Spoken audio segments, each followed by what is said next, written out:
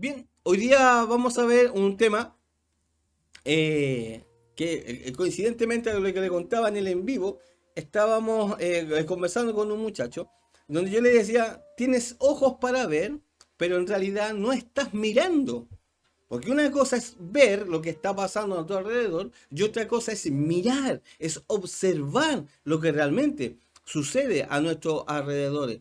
Por lo tanto, hoy día vamos a hablar de que no basta solamente con ver, sino que tenemos que aprender a mirar, ¿ya? Entonces, el tema de hoy es viendo, pero no mirando. Y vamos a tomar un libro en la escritura que no es muy largo, no es muy largo y que nos enseña varias cosas, donde el apóstol va a dar harto hincapié en varias situaciones. Se trata de una carta de una epístola. Epístola se llama, ¿cierto? Que en realidad traducidos son cartas, ¿ya? Del Nuevo Testamento. Y quiero decirle que esta epístola, ¿cierto? Fueron una forma de revelación de parte de Dios antes que estuviéramos esta epístola, estas cartas, ¿cierto? Que no solamente la escribió el apóstol Pablo, sino que también Santiago, Juan, ¿cierto? Antes de ella, Dios, ¿qué utilizó? Utilizó la ley, ¿se acuerdan en el tiempo antiguo? Luego utilizó la historia, la poesía, la profecía, ¿cierto? Y los escritos que hoy le llamamos los evangelios.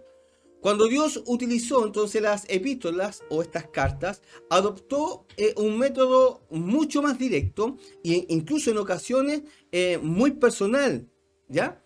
Entonces encontramos diferentes clases de epístolas, diferentes clases de cartas, ya que fueron algunas dirigidas a las iglesias, ¿cierto? Y otras fueron escritas a personas. Y también encontramos cartas más íntimas, es decir, que fueron personalizadas.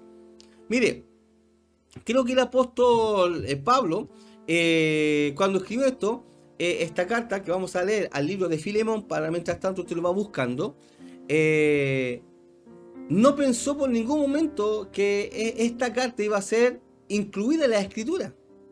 Sí, se lo voy a mostrar por qué.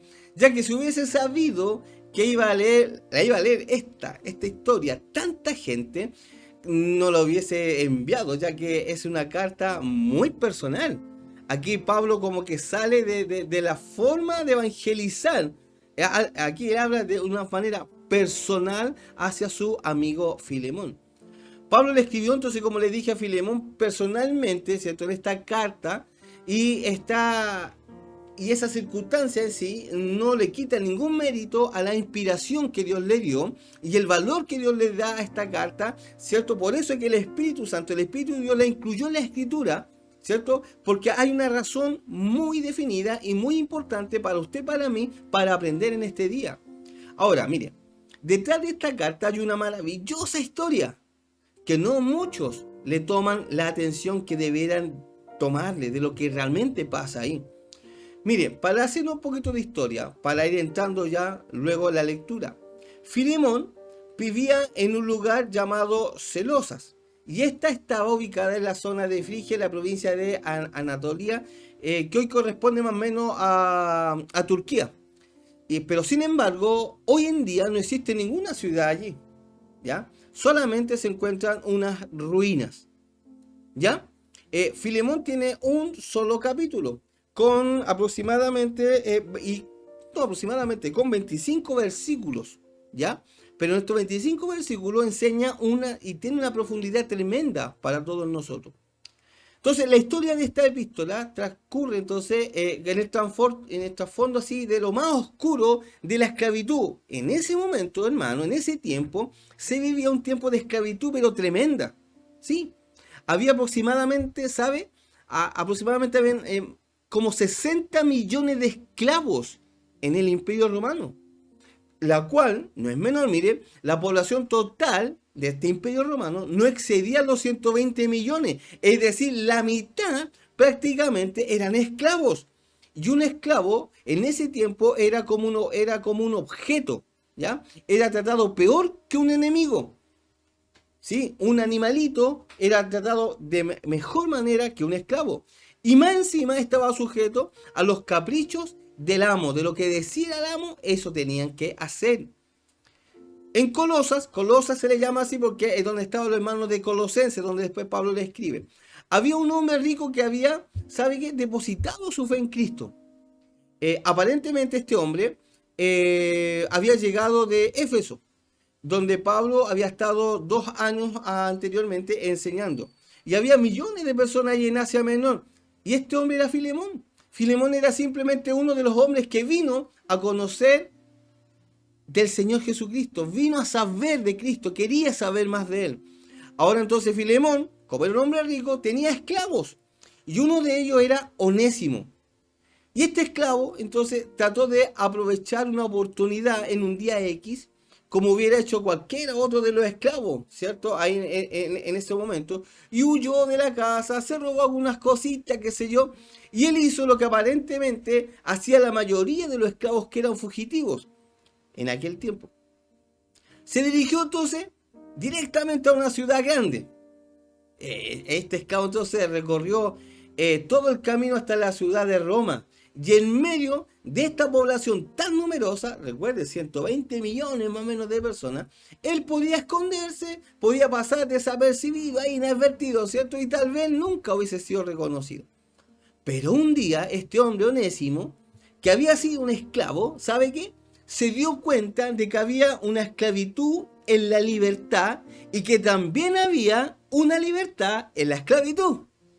Se lo repito por si lo está notando. Se dio cuenta que había una esclavitud en la libertad y que también había una libertad en la esclavitud.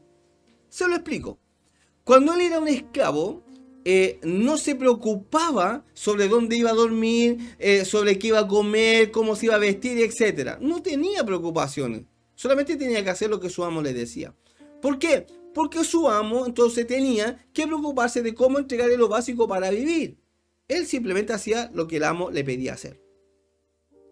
Pero mira el contraste. Onésimo, una vez que es libre y se va a Roma, tenía un verdadero problema. ¿Por qué? Porque ahora él debía ver de cómo iba a obtener ahora lo que su amo le entregaba. Es decir, cómo consigo la comida, cómo consigo la vestimenta, cómo consigo dónde vivir. Si se da cuenta, pareciera que salió de una esclavitud para ser libre, pero esta libertad pareciera que le trajo una nueva esclavitud. En esa preocupación entonces de cómo subsistir, en algún momento caminando ahí por las calles tal vez, vio un grupo de personas reunidas, escuchando a un hombre que estaba allá afuera. Onésimo entonces se infiltró ahí en el grupo, se metió en el grupo hasta llegar al frente y allí vio que el hombre que estaba hablando estaba encadenado. Sí, estaba encadenado. Mire, Onésimo había huido de las cadenas, ¿cierto? Y pensó que ya estaba libre. Pero cuando escuchó a ese hombre, que por cierto, ese hombre se llamaba Pablo, seguramente pensó, este hombre está libre. Y yo aún sigo siendo un esclavo. ¿Un esclavo de qué? Del apetito, del hambre, un esclavo de la economía, un esclavo del sistema, etc. Aún soy esclavo, tal vez dijo él. Pero este hombre, aunque estaba encadenado, realmente estaba libre. ¿Por qué? Porque aún en las cadenas, el apóstol Pablo dice en la escritura que hablaba con un denuedo, hablaba con una autoridad, pero con una felicidad. ¿Cierto?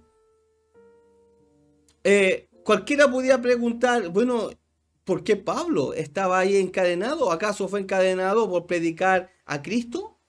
Lo pusieron ahí, qué sé yo, sacaron un edicto real y lo acusaron y lo fueron encadenados. O sea, ¿la causa de Cristo lo hizo esclavo? No. Te aseguro que si usted y yo le preguntáramos eso a Pablo, el apóstol nos diría, no, yo soy esclavo por amor a Dios. Y si hoy estoy aquí esclavo, no es ni siquiera por predicar el evangelio. Simplemente soy esclavo porque es la voluntad de mi Señor. Si tengo que ser esclavo, voy a ser esclavo. Si tengo que estar enfermo, voy a estar enfermo. Simplemente voy a hacer la voluntad del Señor. Mire la mentalidad diferente. Por eso es que todo lo que hacía Pablo lo hacía con amor, como para el Señor. Cosa que hoy día muchos de nosotros no hacemos. Y aún siendo esclavos de las circunstancias, de este mundo, del sistema, simplemente estamos siendo más atraídos por esas cosas que por esta esclavitud de amor que le damos a nuestro Señor. Entonces sigamos la historia. Onésimo esperó que la gente se retirara, se fuera, y entonces se acercó a Pablo. ¿Sabe por qué? Porque quería saber más sobre lo que estaba predicando. Porque le llamó la atención de qué manera lo hacía con tanta libertad, aún estando engrillado, estando ahí esclavizado. Entonces, el apóstol le presenta el evangelio, le habló de cómo Jesús había muerto por él, de cómo había sido sepultado, pero también le dijo que había resucitado al tercer día y que hoy día estaba vivo y sentado a la diestra del Padre. Le pidió entonces a Onésimo que depositara su confianza en Cristo Jesús, y este hombre así lo hizo, transformándose en una nueva criatura en Cristo Jesús. Onésimo entonces hizo lo que cualquier persona que se ha entregado a Cristo hace. Pensó en su vida pasada y en las cosas que había hecho mal. Y dijo, tengo esto que corregirlo. Seguramente le dijo a Pablo, ¿sabe, Pablo? Hay algo que le debo confesar. Y necesito su ayuda, necesito su guianza. Yo soy un esclavo fugitivo y creo que ahí le tiene que haber contado toda la historia, ¿cierto? Y Pablo le pregunta, ¿y de dónde? ¿De dónde has llegado acá a Roma? ¿De dónde vienes? Le dice. Onésimo entonces le responde que venía de Asia Menor, de una ciudad llamada Colosas. Y mire, entonces el apóstol Pablo le dijo, ¿sabes? Allí en esa ciudad hay una iglesia. ¿Quién era tu amo? Le pregunta, ¿cómo se llama?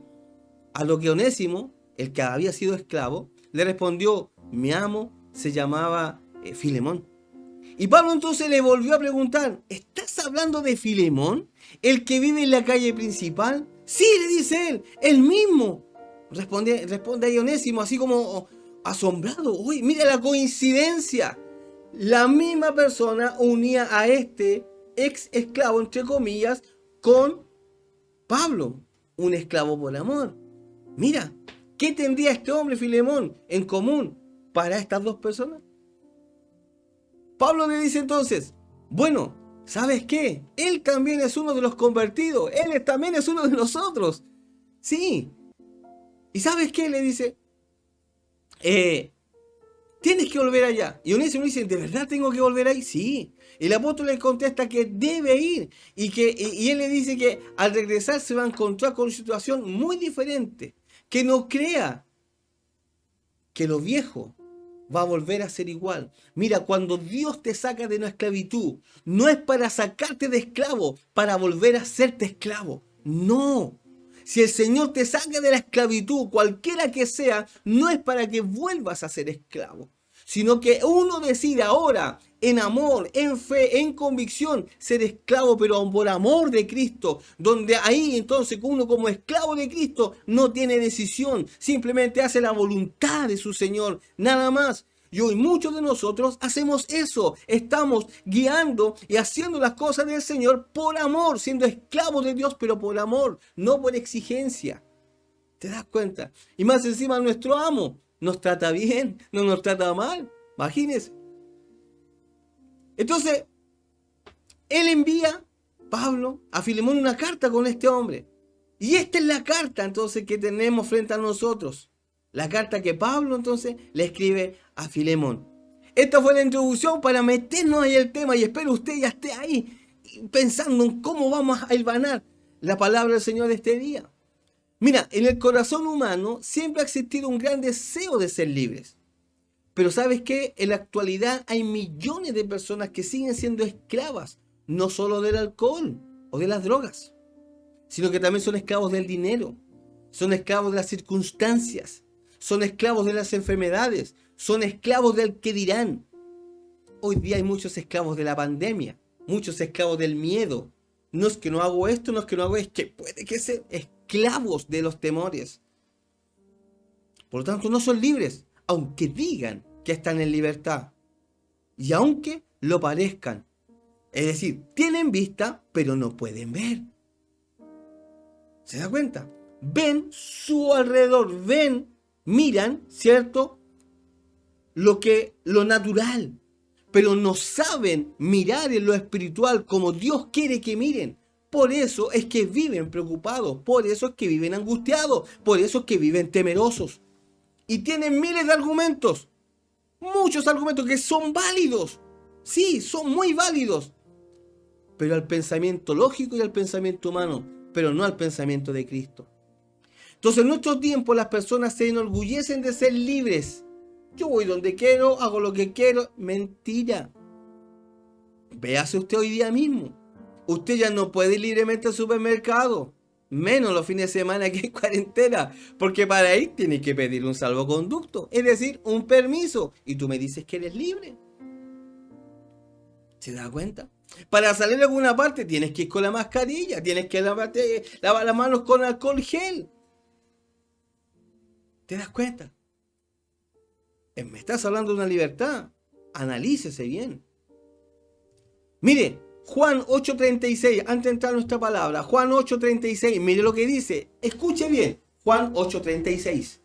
Así que, si el Hijo os libertare, seréis verdaderamente libres. ¿Cuándo seremos verdaderamente libres? Cuando el Hijo te liberte. Y esa libertad solamente la tenemos en Cristo Jesús. Y para tener esa libertad verdadera en Cristo Jesús, hay que tenerlo a Él como Señor, Salvador, Rey de nuestras vidas. Es decir, yo y usted siendo esclavos por amor del Señor. Por lo tanto, no temeré mal alguno. Caerán a tu lado 1000 y 10.000 a tu diestra, pero más a ti no llegarán. Entonces, ¿qué haces tú teniendo miedo? La palabra tiene que hacerse vida. Nadie encontrará argumentos a favor o en contra, ¿sabe qué? De la esclavitud, en esta epístola que vamos a ver.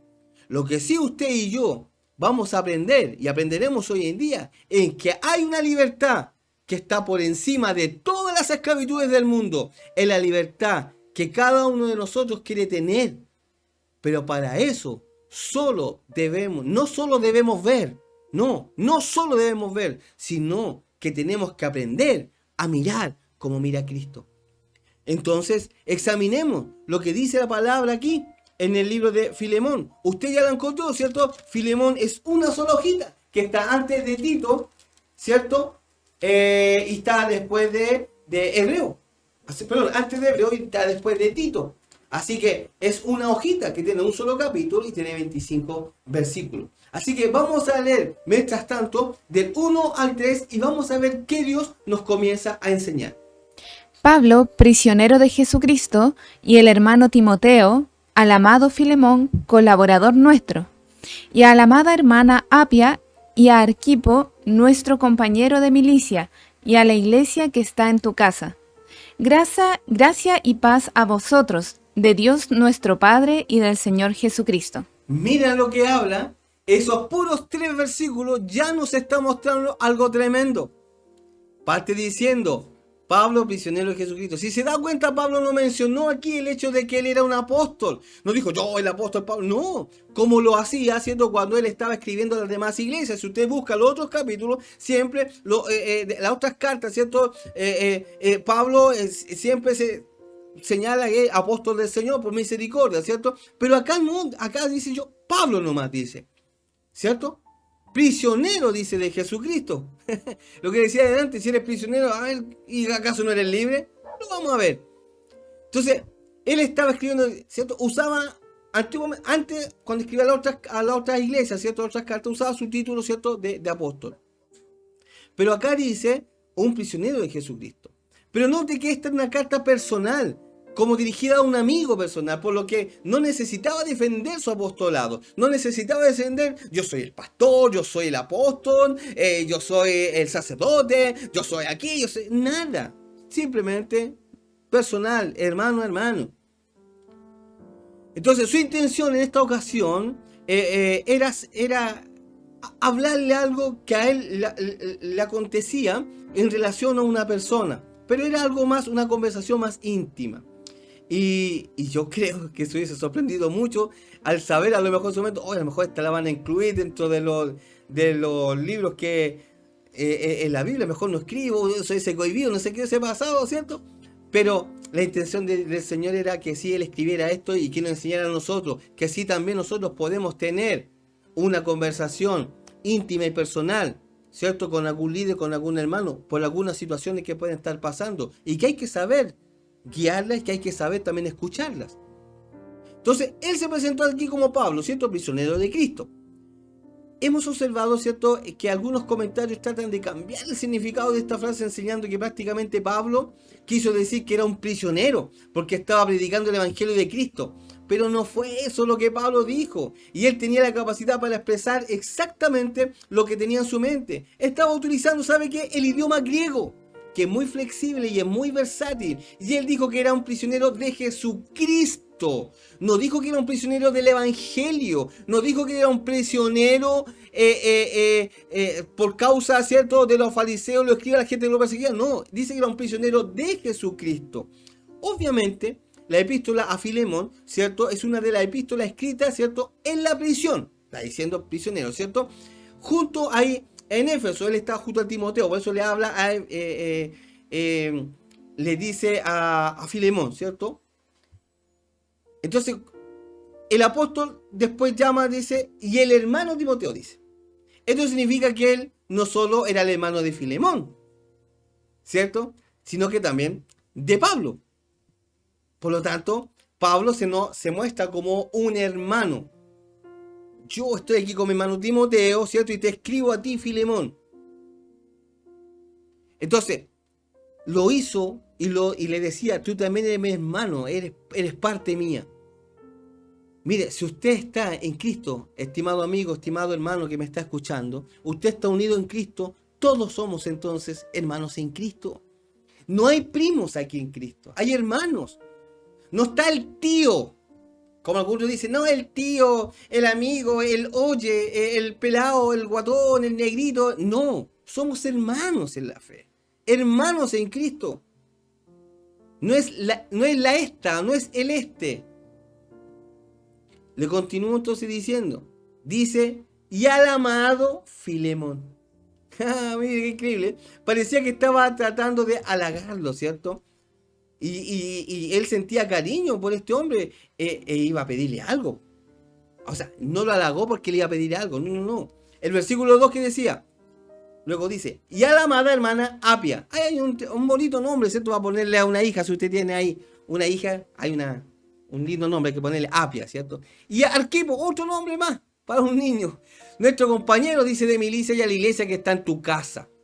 Mire, Apia aparentemente era la esposa de Filemón, mientras que Filemón era un nombre griego y él era ciudadano de Colosa. Este detalle, ¿sabe qué nos sugiere?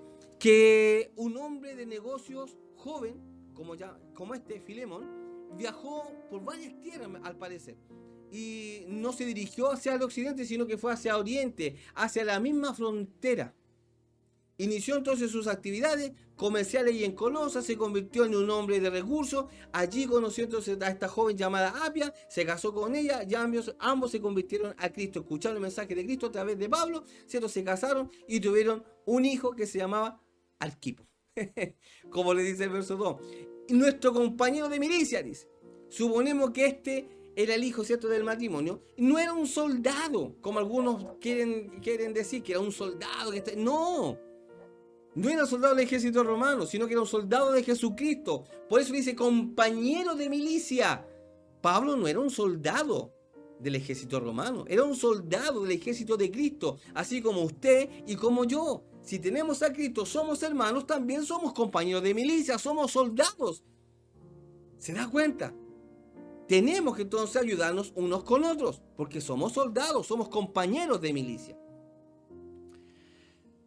Pablo había escrito entonces que todos tenemos que ser buenos soldados de Jesucristo. Y además dice a la iglesia que está en tu casa.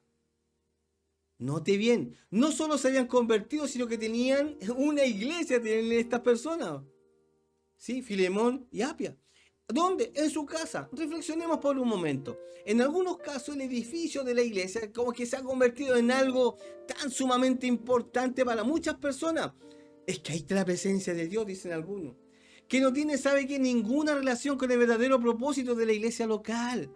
La iglesia local en la época de Pablo no era un edificio separado y apartado donde todos se reunían. No tenían edificios. Había en aquellos tiempos grandes templos, sí, pero eran templos dedicados a dioses paganos.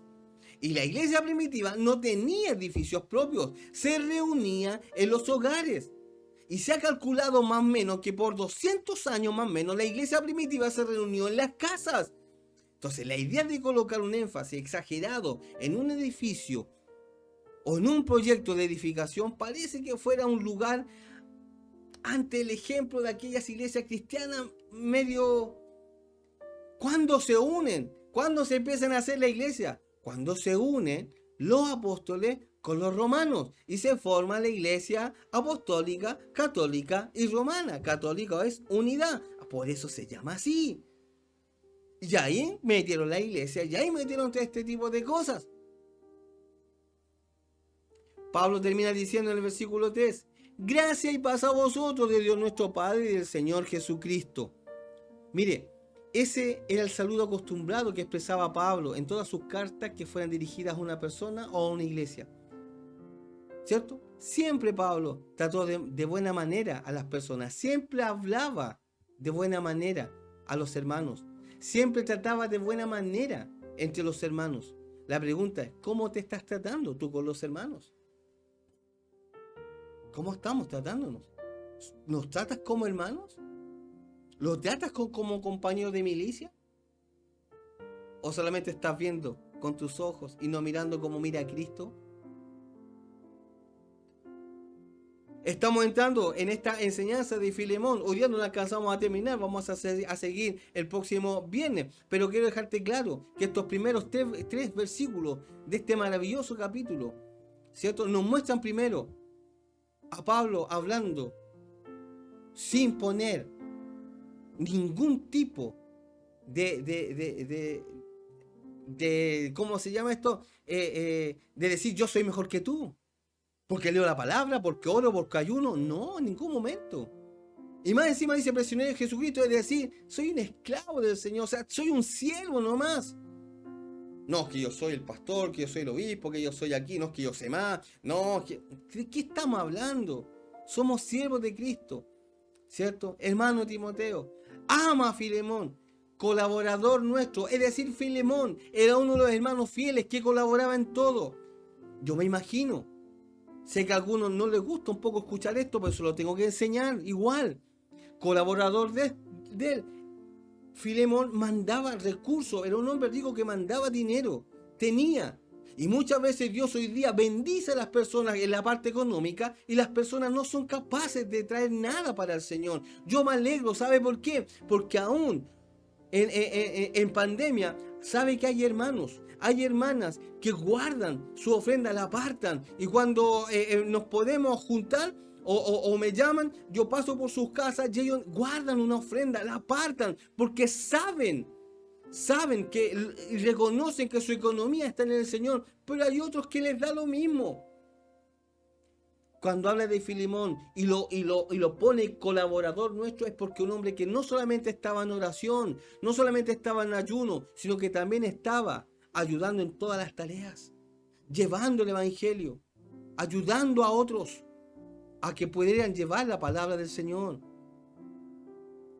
Hay hermanas que tienen varios hijos y aún así apartan algo para el Señor. Hay una hermana mayor que siempre aparta mercadería para ir en ayuda de alguien. ¿Qué está haciendo usted? ¿Qué está haciendo usted en su congregación? Es que no me he juntado. Es que, cuidado, no sea que en algún momento esa llave de bendición se te corte. Cuidado, cuidado.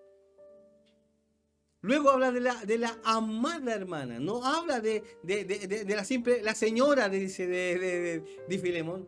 No. ¿Cómo tratas tú a la esposa del hermano tanto? A los hijos del hermano tanto, de la hermana tanto.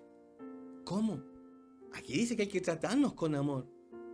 ¿Me entiendes? Amada hermana. Es que a lo mejor esta hermana Apia era media pesadita, era media aquí. ¿Y qué te dice el Señor? Que tú tienes que amar. Porque miras con tus ojos. Mira cómo mira el Señor. Y lo vamos a empezar a entender en la próxima lección. Arquipo, compañero de milicia, era el hijo. Si se da cuenta, la familia involucrada en las cosas del Señor. Desde niño, desde joven, involucrándolo en las cosas de Dios. Compañero de milicia, es decir, un joven que oraba, un joven que busca de Dios. ¿Cómo está tu familia? Porque es fácil que empecemos a mirar lo que está alrededor. pero empieza a mirar los tuyos. ¿Tus hijos están orando? ¿Tus hijas están orando? ¿Están buscando del Señor? ¿Tus hijos se están cuidando del pecado? ¿Se están cuidando de miles de cosas que el mundo hoy día les rodea? ¿Están leyendo la palabra? ¿O pasan más en los teléfonos? ¿O pasan más en los juegos? ¿Se sabrán versículos? ¿Estás preocupado, padre, tú como sacerdote de tu hogar? Si tu hijo se sabe algún versículo, si tu hija se sabe algún versículo de memoria. Pero te aseguro que los juegos y las claves se las saben todas. Las cosas de TikTok se las saben todas.